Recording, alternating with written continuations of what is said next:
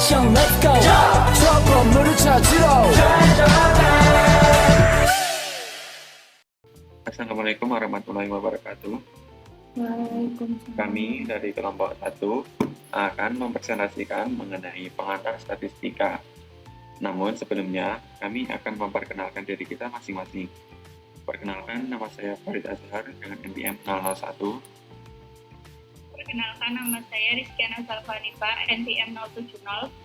Perkenalkan, nama saya Felisa Okta Amelin, NPM 103. Nah, di sini ada beberapa pokok bahasan. Yang pertama adalah mengenai pengertian statistika. Yang kedua, macam-macam statistika. Yang ketiga, macam-macam data. Yang keempat adalah populasi dan sampel. Dan yang terakhir adalah instalasi program R. Nah, kita akan masuk yang pertama, yaitu mengenai tentang pengertian statistika. Sebelumnya, ada dua kata yang hampir mirip pengertiannya, yaitu statistika dengan statistik. Nah, perbedaannya itu adalah statistik berkaitan dengan data dan hasil dari peringkasan data itu.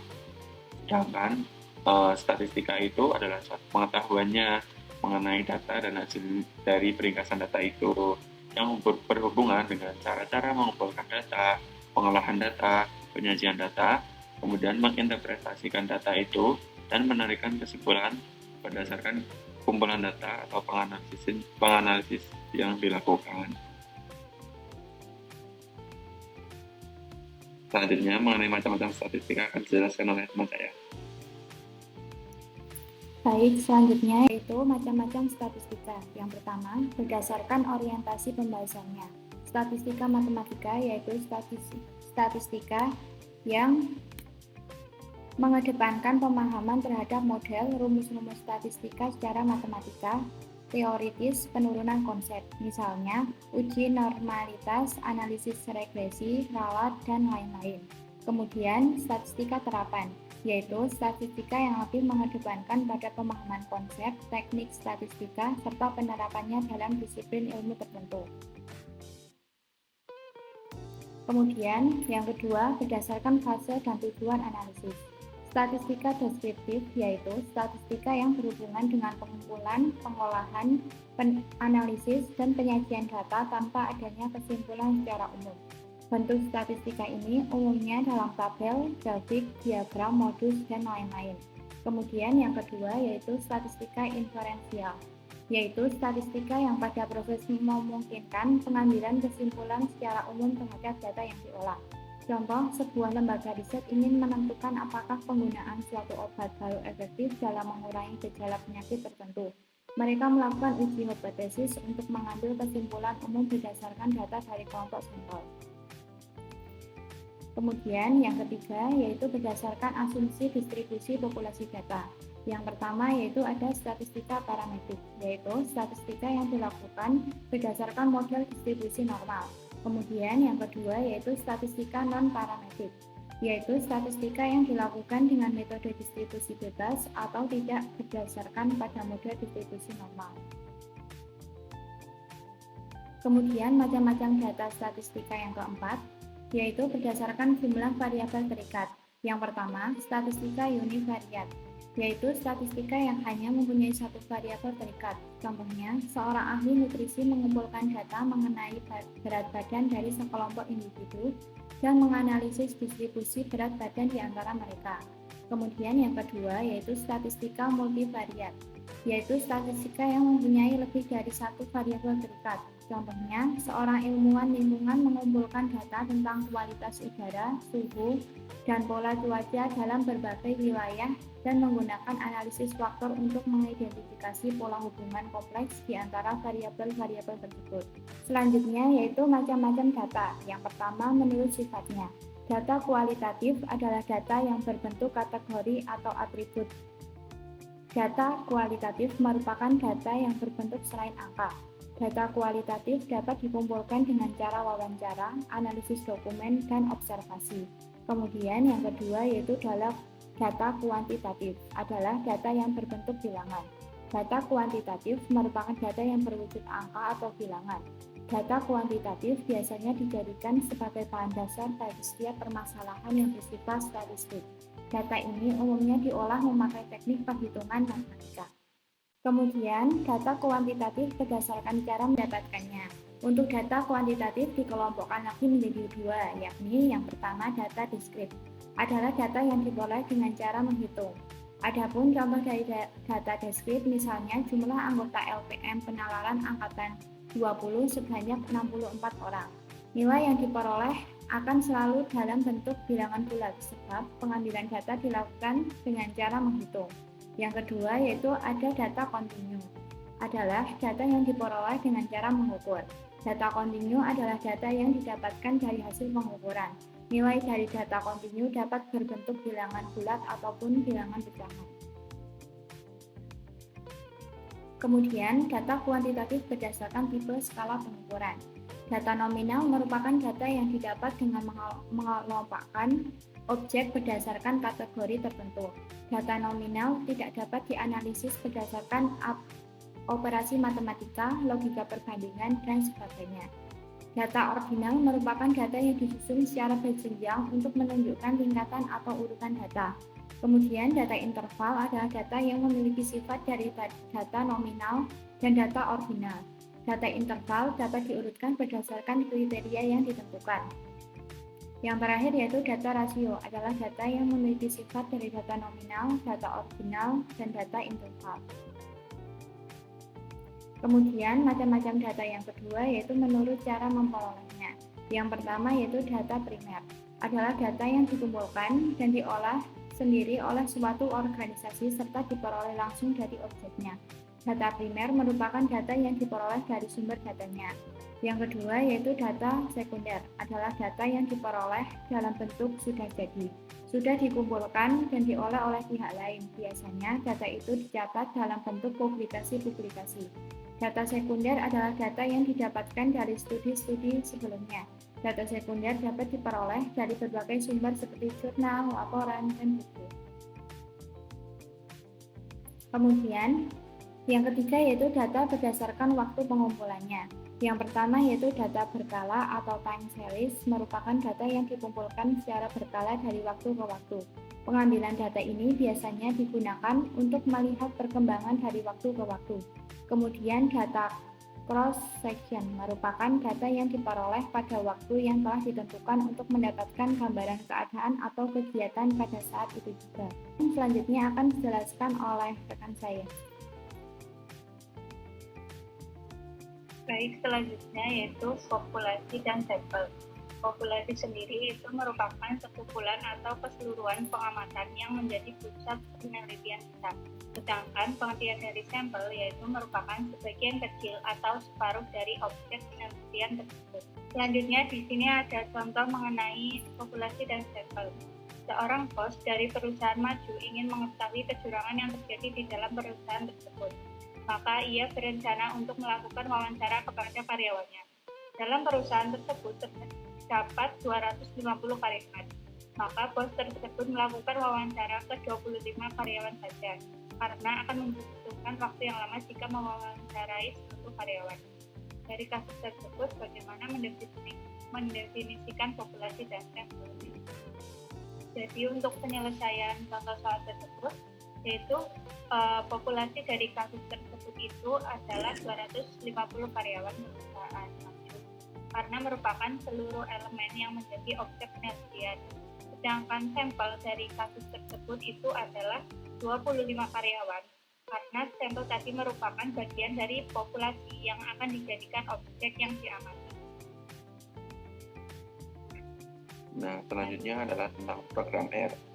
Di sini kita akan mengetahui apa sih program R sebelumnya. Nah, program R itu adalah program komputasi, statistika, dan grafis. Kemudian, program R ini sudah dikenal sangat luas sebagai salah satu perangkat lunak yang dapat digunakan untuk menganalisis data dan juga data science.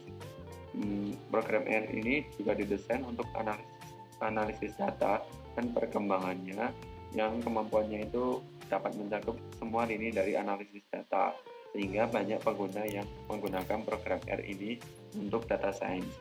Nah, untuk tata cara penginstalannya akan dilaksanakan setelah latihan soal. Baik, selanjutnya saya akan membahas latihan soal. Yang pertama, jelaskan perbedaan antara statistika dan statistik. Jadi, secara singkat itu, statistika berbicara pada data dan hasil peringkatan data. Sedangkan statistika berbicara mengenai suatu ilmu yang mempelajari data. Kemudian soal nomor 2, yaitu Java mendapatkan tugas untuk membuat tugas makalah pendidikan tentang program profesi guru atau PPG disertai dengan bukti wawancara. Ia melakukan wawancara kepada guru SMP Bakti.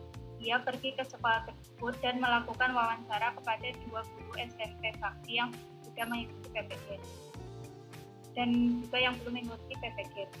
Berdasarkan kasus tersebut, manakah yang merupakan populasi dan sampel? Jadi, berdasarkan soal tersebut, dapat disimpulkan bahwa populasinya itu guru dari SMP Bakti atau keseluruhan dari datanya. Kemudian sampelnya yaitu 2 guru SMP Bakti yang sudah mengikuti PPG dan belum mengikuti PPG. Kemudian soal nomor 3 yaitu pada 2 September 2022 dilakukan pemilihan kepala desa Jaya. Terdapat 2 calon kepala desa dalam pemilihan tersebut. Pak Eko mendapatkan 235 suara, sedangkan Pak Mamat mendapatkan 167 suara.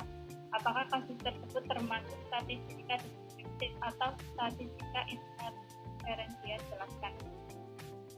Jadi berdasarkan soal tersebut, kasus tersebut itu termasuk ke statistika deskriptif karena kasus tersebut hanya memberikan gambaran yang jelas tentang data yang ada tanpa pengambilan kesimpulan umum atau membuat prediksi tentang populasi yang lebih besar.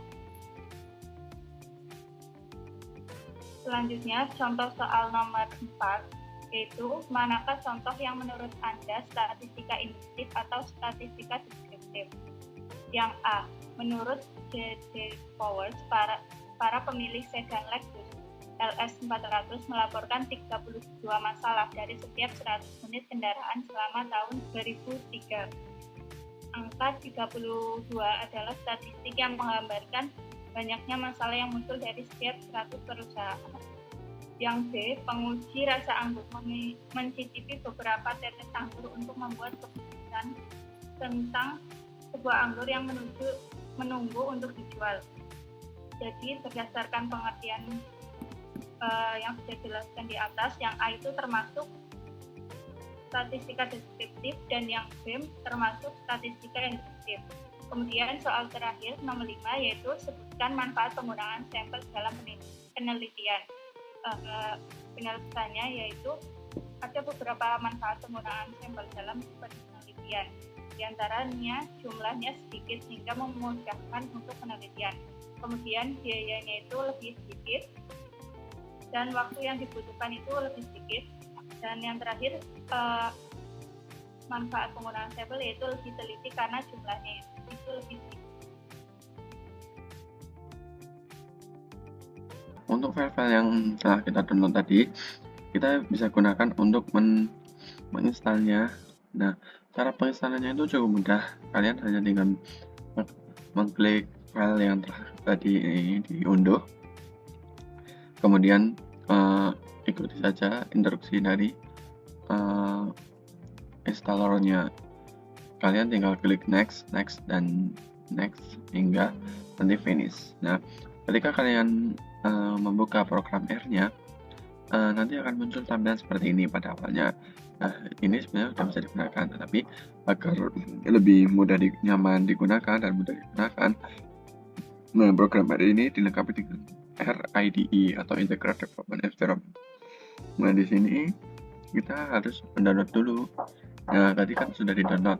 Nah, sekarang kita jalankan dengan klik file yang telah tadi kita unduh, kemudian klik next. Selanjutnya kita next lagi, kemudian kita install. Nah, di sini RStudio akan mengekstrak data-data yang digunakan untuk program R. Setelah itu akan ada RStudio akan selesai, kita klik finish. Nah, untuk membuat projectnya akan saya jelaskan secara langsung saja. Kita masuk ke program R. Nah, di sini untuk memulai kita bisa mengklik file. Nah, kita klik new project. Oke, nah di sini kita menggunakan new directory aja karena kita belum memiliki file yang untuk menyimpan program-program yang telah kita buat. Nah, untuk yang exciting ini apabila kita udah memiliki file untuk menyimpan program R yang akan kita simpan. Kalau ini yang sudah disediakan atau sudah ada sebelumnya, kita klik ini aja dan pilih tipe project yang akan kita gunakan. Nah, kita bisa memilihnya new project saja. Kemudian beri nama, misalnya belajar R. Selanjutnya create project. Oke, akan dialihkan. Nah, sudah selesai. Nah, di sini adalah tampilan yang awal atau dasar banget cara pembuatan dari program R. Nah, di sini nanti file yang dibuat di sini nanti akan tersimpan di sini. Nah, di belajar program R project. Nah, ini nanti kita bisa membukanya. Nah, itu ada password di ini, ada data tadi. Lalu nanti kalian bisa mengaturnya sendiri. Nah, di sini untuk tampilan data-data yang sudah dimuatkan di sini dia akan muncul di sini. Nah, di program R ini sangat membantu dalam analisis data yang digunakan oleh data analisis. Sekian presentasi dari kelompok kami. Maaf ada kesalahan, mohon dimaafkan. Wabillahi taufiq wal hidayah. Assalamualaikum warahmatullahi wabarakatuh.